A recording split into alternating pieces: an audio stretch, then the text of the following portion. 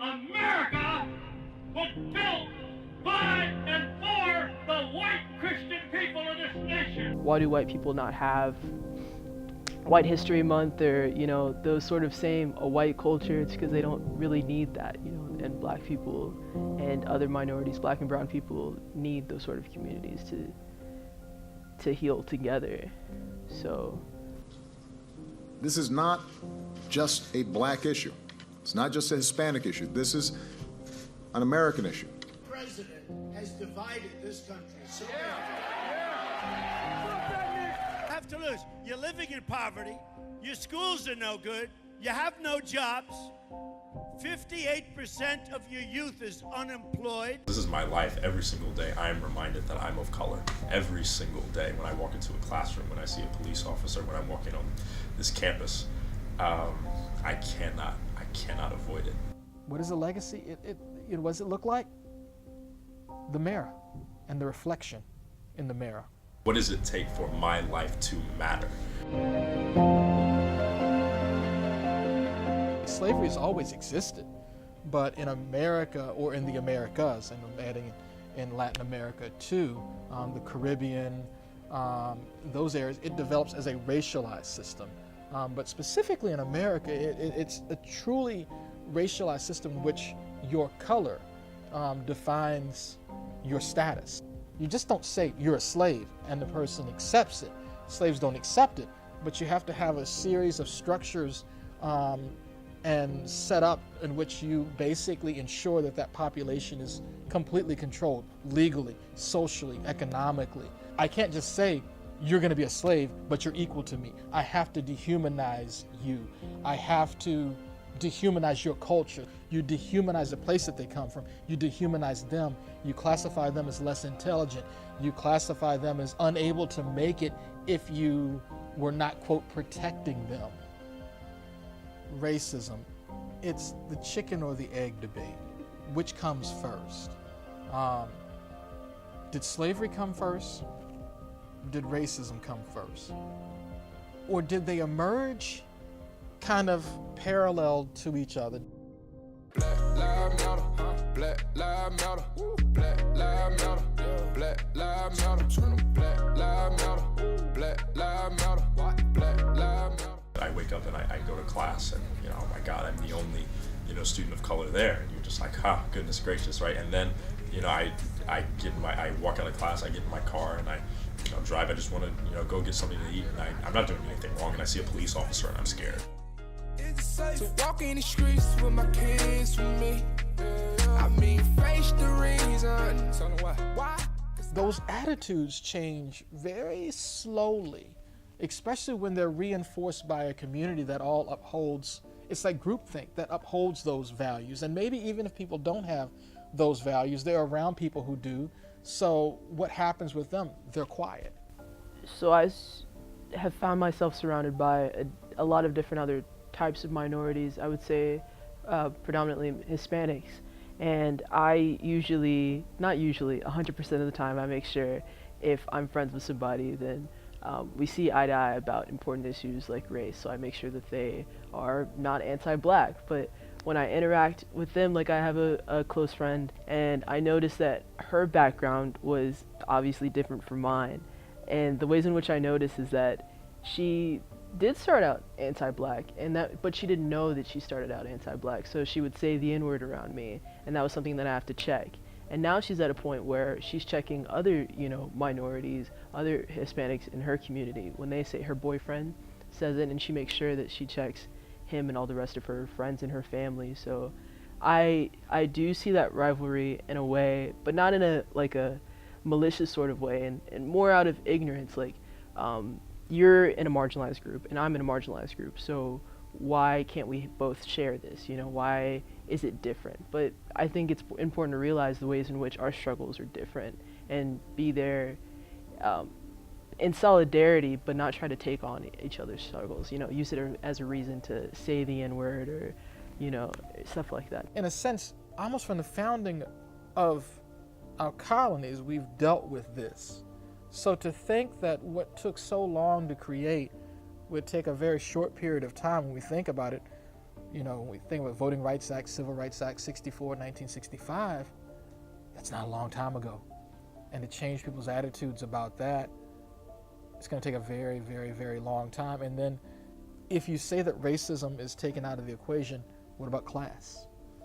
Class and race and ethnic prejudice are all lined up into one. Some people want to just let it die. Why do we have to keep talking about reparations? Like, oh, it happened thousands and thousands of years ago. Just false. People don't know dates. People are so adamant in the U.S. to remember the Holocaust and to never let it happen again. The Holocaust comes up in like 8 of the 12 years of public school. In a history social studies class, it's taught from like elementary school on up.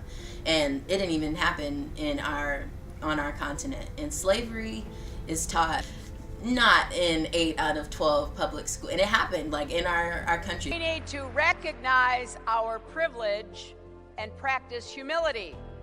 I thought, okay, well, whatever, so they have darker skin, like that doesn't mean they have to be X or Y, but like it does hold you back because a lot of people have like unconscious biases. Like I honestly think unconscious biases and ignorance are at the root of the problem. There have been places where we used to live in College Station for a little bit, and my mom and my dad went into this restaurant. And I don't know if you know College Station's reputation, but not exactly very welcoming to minorities at all. Maybe that's changing over the years, but this was back in the late 90s, so my mom and my dad, early 2000s, but around that time, they walked into this restaurant and you could hear like a pin drop once they walked in.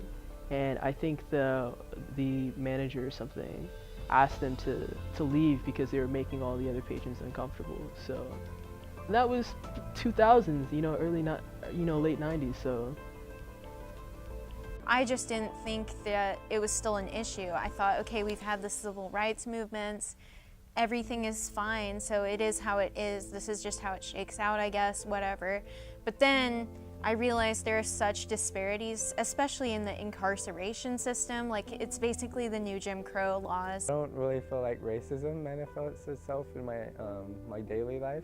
I mean, it doesn't, but at the same time, because my mom is Mexican and my dad is white, so sometimes it's kind of awkward because I'll be with like my twin brother who looks Hispanic and I look white, and it's like, I don't know if people could tell we're brothers or we're related or like how that all works. I think it's important to acknowledge, because I don't really think it's something I've done before I've come to college, that because I'm biracial, I do have advantages that maybe black people don't have. So I think about the color of my skin. I think that the color of your skin, you know, definitely has an effect on the way people treat you. I think that colorism is something that I hadn't encountered until I talked to darker skinned people about it and realized the ways in which I was treated, you know, compared to the way they were treated.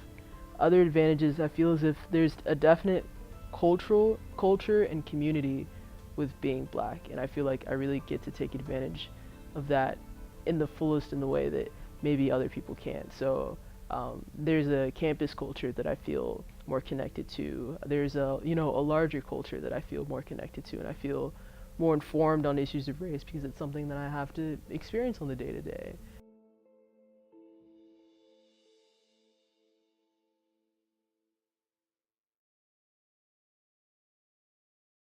When a person tells an African American, you'll be the one to make it, I think that that's a thing that goes back to a long time ago when you had people who had zero opportunity trying to, as we say, make a way out of no way.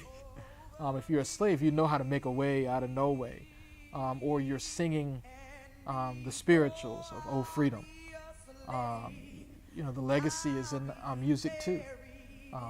Spirituals, "Oh Freedom," "Go Down Moses," "The Drinking Gourd." Stories that talk about faith, but also hopes and dreams of freedom. Oh, freedom. We're standing for our cause. Oh, freedom. We're standing for our cause. We're standing for our cause. It's interesting when you you start thinking about the fact that, you know, we're witnessing this shift in which people are, you know, less overt with their racist tendencies, and that in some way, shape, or form signifies that we're making progress in the racial apparatus or the racial realm, or the realms of racial politics. I would say I definitely encounter racism on a daily basis. It's more insidious, I think, than what most people would consider racism. It comes in the form of more subtle racism, I believe. A lot of people like to say microaggressions is the word. So ways in which you have to really think twice about, you know, is this person treating me this way because of my race? So it happens all the time. You have an interaction with, we're at a PWI, we're at a predominantly white institution, so everybody around you is white, and that's something you can't really get away from. It's not something, you can't not notice that everyone around you is white. So if my peers are treating me a certain way in class, if my professor asks me something that I have to think twice about, I really have to think about, am I being paranoid? Am I thinking about race too much, or is this justified? So it's very much so a battle within myself, I would say. But yes, I do encounter racism very often. Slavery, the legacy looks in so many ways, some ways that we don't even know.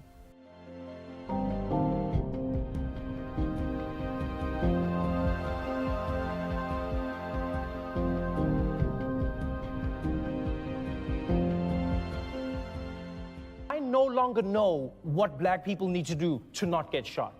Because I don't understand. You walk towards a policeman, you get shot. Walk away from a policeman, you get shot. You lie down on the ground with your hands in the air, you still get shot. Harvard University, you know, with their implicit bias study, came out with this, you know, sort of whole study, and I'm surprised that people really just aren't just like, this doesn't just blow people's minds. That, you know, there was a computer-generated face, and they were showing individuals, you know, here's a white computer-generated, same features, same everything. It was just a computer-generated face, and they just changed the skin tone, right? And people, for some reason, you know, said that this brown face or this black face just looked inherently more angry than the white face. So when, you know, a little black boy or a little black girl is pulled over, you know, the fact of the matter is the stats show this, that they're less likely to walk out of that situation alive when they engage with a police officer. I mean, like if a cop were to pull me over or something like that, like I don't think I would be as freaked out as say like a black person would or like a Hispanic person would. You know, when we think about the legacy of slavery, sometimes when we're studying it, we get so tied into the numbers, but sometimes we forget that there are real people who are living in these situations. Race is in everything. And when you are not talking about race, when you think you're not talking about race, you're talking about whiteness because it has infused our entire culture. So if you don't want to, say, play the race card, you'll start talking about race with more intention. So that way we can actually discover issues of racial oppression in this society and get to the point where things maybe won't be always about race. So what is a legacy? You know, what does it look like? The mirror and the reflection in the mirror. That's what it looks like.